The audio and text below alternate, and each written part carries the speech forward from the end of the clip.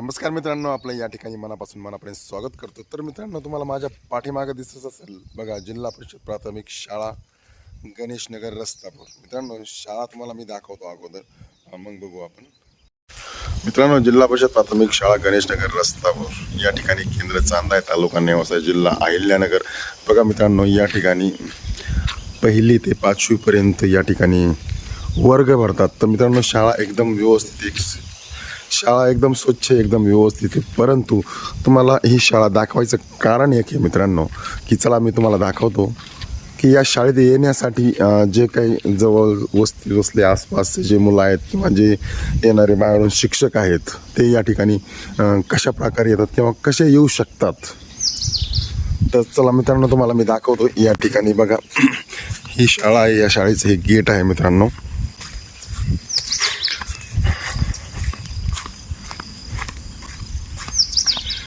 तर मित्रांनो बघा, या ठिकाणी तुम्ही बघू शकता की या ठिकाणी हा जो रस्ता आहे,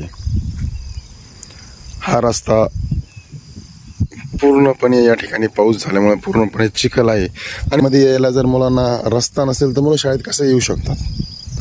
तर आपण जे म्हणतो की शाळेत शिकणारे मुलं हे भारताचं भविष्य असतात। तर मित्रांनो, भविष्यात जर शाळेत येऊ शकत नाही तर भारताचं भविष्य कसं असेल? तर तुम्हाला मी दाखवतो। बघा, या ठिकाणी कसे रस्ते आहेत। या ठिकाणं जवळजवळ मित्रांनो, या ठिकाणी तुम्ही बघू शकता की बघा, तुम्हाला मी जवळचं नाही लांबपर्यंत दाखवतो। या ठिकाणी रस्ता नाही आहे, पूर्णपणे चिखल आहे रस्त्यावरती। म्हणजे या ठिकाणी हा रस्ता खडीकरण झालेला नाही, काहीच नाही। म्हणजे मित्रांनो, भारत स्वतंत्र झाल्यापासून आत्तापर्यंत या रस्त्याचं काम झालेलं नाही मित्रांनो। तुम्हाला मी इथं पण दाखवतो। बघा मित्रांनो, शाळेचा हा फ्रंट आहे, शाळेचा हा गेट आहे। म्हणजे एक लक्षात ठेवा, जर भारत स्वतंत्र झाल्यापासून जर हा रस्त्याचं काम झालेलं नसेल तर आपलं भारत सरकार, महाराष्ट्र सरकार नेमकं करतंय काय? शाळा तर खूप व्यवस्थित या ठिकाणी बांधून ठेवली, सगळ्या गोष्टी करून ठेवल्यात। आणि जर शाळेत येण्यासाठी जर शिक्षकांना पण रस्ता नाही आहे आणि मुलांना पण येण्यासाठी रस्ता नाही आहे मित्रांनो, यामध्ये त्या शाळेत शिकणाऱ्या मुलांचं दुर्दैव की प्रशासनाची हलगर्जीपणा हे तुम्हीच ठरवा।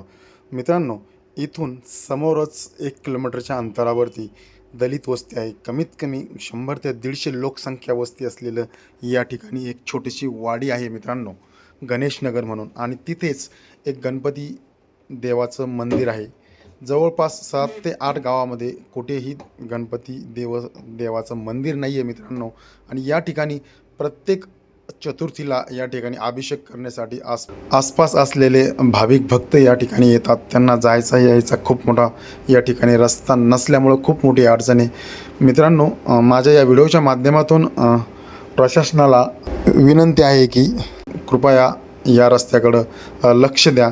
आत्तापर्यंत या रस्त्यासाठी आमदार असतील, खासदार असतील, जिल्हा परिषद सदस्य असतील, त्याचबरोबर ग्रामपंचायत असेल, यांना वेळोवेळी निवेदन दिलेले आहे, तरीही या रस्त्याकडे आत्तापर्यंत कोणीही लक्ष दिलेलं नाही मित्रांनो। आणि जवळजवळ भारत स्वतंत्र झाल्यापासून या रस्ता झालेला नाही आहे मित्रांनो। कुठेही प्रकारची खडी नाही आहे, कुठल्याही प्रकारची यावर मुरुम यापूर्वी पडलेला नाही आहे मित्रांनो। जय जवान, जय किसान।